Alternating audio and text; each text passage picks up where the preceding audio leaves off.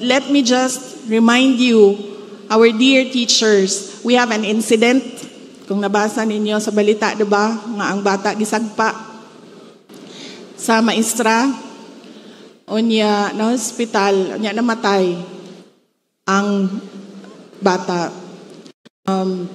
Initially, we see sa iyahang medical certificate na it was brain edema ang cause sa iyahang pagkamatay. And the autopsy is ongoing dito sa Philippine National Police.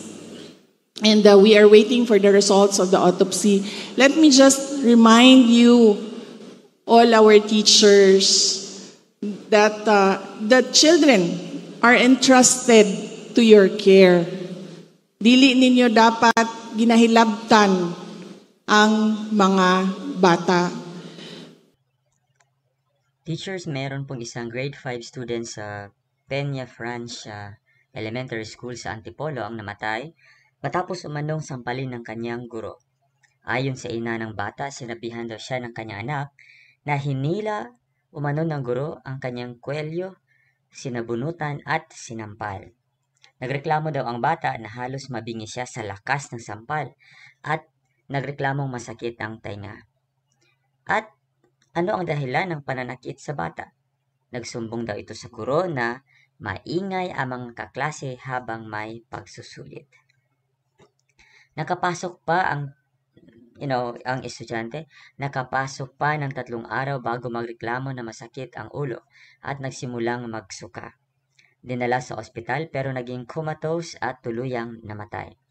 Ang tinutukoy na guro ay naka-leave na muna sa pagtuturo at itinangging sinaktan niya ang bata. Natural pero napakadetalye naman ang pahayag ng ina kung hindi magmumula sa bata. Ayon sa kanilang kakilalang doktor, malamang ay matapos ang panampal umano sa bata nagkaroon ng maliit na pagdurugo sa utak. Ito ay maaaring dahilan kung bakit nakapasok pa ng paaralan ng 3 araw bago nagreklamo ng sakit ng ulo. Ang pagsusuka ay indikasyon din na tumaas na ng husto ang presyon sa loob ng ulo dahil sa pagdurugo. Nangatwera naman ang Department of Education or ang DepEd na hindi pa pwedeng isailalim sa preventive suspension ang guro dahil wala pang formal na kasong nakasampa sa kanya. Bukod sa matanggal sa trabaho, kung maiharapan siya sa kriminal na kaso. Sinadya man o hindi, kung mapatunayang siya ang dahilan, dapat daw maparusahan ang guro. Hindi natin alam kung totoo o meron bang ibang nangyari sa bata bago yon. Ang makapagsasabi siguro kung totoo na sinampal talaga ng guro ng malakas ang bata ay yung mga kaklase niya. Sana din sa lahat ng mga guro ay magsilbing babala ito na habaan mo na ang pasensya. Sinasabi na ang paaralan ay ang pangalawang tahanan ng bata. Pero again, walang sinuman ang may karapatan na manakit ng mag-aaral ng pisikal kahit gaano pa kasama ang kanyang ginawa.